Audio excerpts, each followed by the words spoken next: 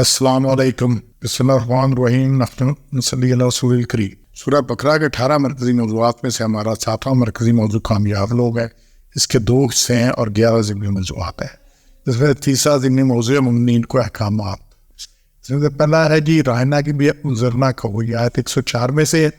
یہود جب کبھی حضور اکرم صلی اللہ علیہ وسلم کی مجلس میں بیٹھتے اور آپ صلی اللہ علیہ وسلم کے ارشادات سنتے اور کسی بات کو دوبارہ سننے یا سمجھنے کے لیے عذرائے عناد رائنا کہنے کی بجائے زبان کو مروڑ کر رائنا کہتے، اس کا معنی ہے ہمارے چرواہے، جبکہ رائنا کا مقصد ہے ہماری طرف توجہ فرمائیے، اور کہتے ہیں ہمارے چرواہے رائنا کہتے ہیں۔ اللہ نے مسلمانوں کو یہود کی شرارت اور مسئلے کرتے ہوئے فرمایا تم رائنا کی بجائے انظر نہ کہا کرو، اور بات کو پہلے ہی توجہ سے سنا کرو تاکہ دوبارہ پوچھنے کی ضرورت ہی پیش نہ ہے۔ یہود کی فواصت ہر جگہ ہے، لفظ بھی مروڑ کر ہی پیش کرتے ہیں۔ اس طرح دوسرا نقطہ غیر ضروری سوالات سے پرہیز کرو۔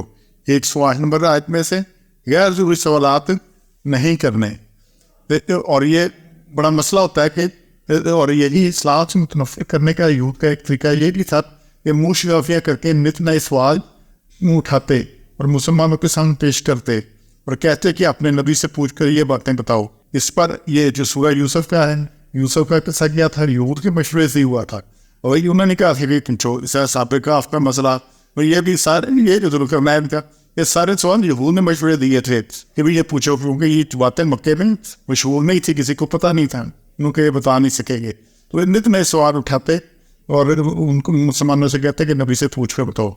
اس پر اللہ نے متنبع کیا کہ یہود کی یہ پرانی عادت ہے، اور انہوں نے موسیٰ علیہ السلام کو 67 سوالات میں مطالبات کر کے تنگ کر دیا تھا، لہذا تم ایسے لائینی اور بے مقصد سوالات مت کیا کرو۔ اور سورہ بقرہ میں بقرہ کا نام ہی گائے پہ ہے، وہ ایک گائے پہ جب اللہ نے کہا کہ ایک گائے ذبح کرو، حضرت موسیٰ نے قوم سے کہا گائے ذبح کرو، تو یہ گائے کیسی ہو، بڑی ہو، چھوٹی ہو، عمر کیسی ہو، کرتی کیا ہو، رنگ کیسا ہو، سوال پہ سوال، سوال پہ سوال، سوال پہ سوال۔ تو مسلمانوں کو اپنے رسول سے ایسے سوالات مت پوچھا کرو اگر ان کا جواب دیا جائے تمہیں برا لگے۔ اللہ نے یہ بات کہی سورہ مائدہ میں مت پوچھا کرو۔ حضور اکرم صلی اللہ علیہ وسلم نے صحابہ کرام کو بارہا متنبع فرمایا کہ بال کی کھال اتارنے سے دوسری قوم میں جو مکے سے تباہ ہیں، بال کی کھال اتارنے سے، اس لیے غیر ضروری سوال برائے سوال کرنا نہیں چاہیے، اس لیے اپنی اصلاح کرنی چاہیے، سوال وہ کریں جو واقعی سوال ہے۔ تیسرا نقطہ اس میں کہ حکم الہی آنے تک معاف کرنے اور بغض کرنے کا حکم۔ یہ جو 3 نکات ہیں، پہلا، دوسرا، تیسرا، یہ یہود کے سے جو ان سے پیش آ رہے تھے حالات ان کے مطابق ہے۔ تو یہ جو تیسرا نقطہ اس میں کیا ہے کہ مسلمان بھی یہود کے نعت اور بغض کو سمجھو اور ان کے رد عمل دیکھ کر مشتعل نہ ہو، اور اسے بحث و مناظرہ میں الجھ کر اپنا وقت ضائع نہ کرو، ان کو ان کے حال پر چھوڑ دو، اللہ ان کو پوری سزا دے گا۔ اسی لیے جو 3 قبائل تھے ان میں سے بنو نذیر جلا وطن ہوئے اور بنو قریظہ قتل ہوئے، ان کے انکار کو بھی مدینہ سے نکال دیا گیا۔ اللہ نے مسلمانوں نے کہا تم عبادت میں مشغول ہو رہو، نماز پڑھو، زکوٰۃ دو، اپنا کام کرو۔ تو یہ بھی ہمارے لیے غیر ضروری لوگوں سے الجھنا نہیں ہے، وقت ضائع نہیں کرنا، حق کے لیے کام کرنا ہے، لیکن باطل کے مقابلے میں ڈٹنا ضرور ہے، لیکن الجھنا نہیں ہے کہ اپنا وقت ضائع کرے۔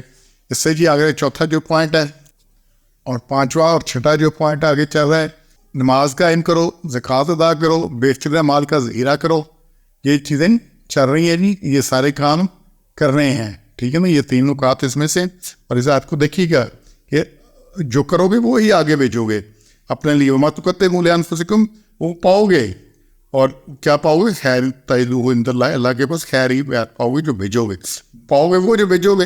اب بینک ہے، اللہ کے پاس ایک قسم نے بینک اکاؤنٹ کھولنا ہے، اب بینک اکاؤنٹ میں جو جمع کراؤ گے وہی نکلوا سکو گے نا۔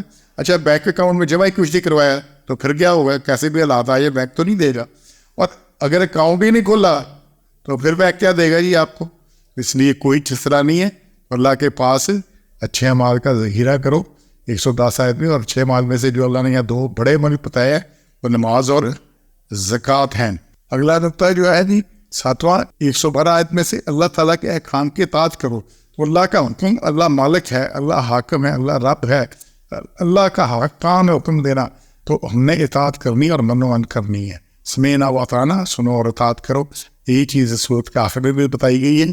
اور پھر 8واں یہود و نصارہ کی پیروی پر تنبیہ کی گئی ہے 120 نمبر آیت میں کہ ان کی پیروی نہیں کرنی، اور بڑی سخت آیت ہے، اس آیت کو پڑھیے گا۔ حضور صلی اللہ علیہ وسلم کو کہا گیا ہے کہ ہرگز راضی نہ ہوں گے تو اسے یہود اور نصارہ جب تک تو تابع نہ ہو ان کے دین کے، ان کا دین مانو گے پھر ہی ہوں گے. یہ تب سے بات ہے، آج بھی یہی بات ہے. تو اس لیے انہوں نے کبھی نہیں کرنا. اور اگر بالفرض تو تابع داری کرے ان کی خواہشوں کی، جبکہ تمہارے پاس علم آ پہنچ جائے تو تیرا کوئی نہیں حمایتی اللہ کے سوا. اللہ کی حمایتی کرنے والا ایسے رونا کو مطلب اللہ کے سوا کوئی نہیں ہے. تو اللہ نے سختی سے کہا کہ یہود و نصارہ کی قطع نہیں، اللہ کا حکم ماننا ہے، یہود و نصارہ کا حکم نہیں، بات نہیں ماننی. 8 نمبر سبحان ربک رب العزۃ عما یصفون، سلام علی المرسلین، الحمد للہ رب العالمین.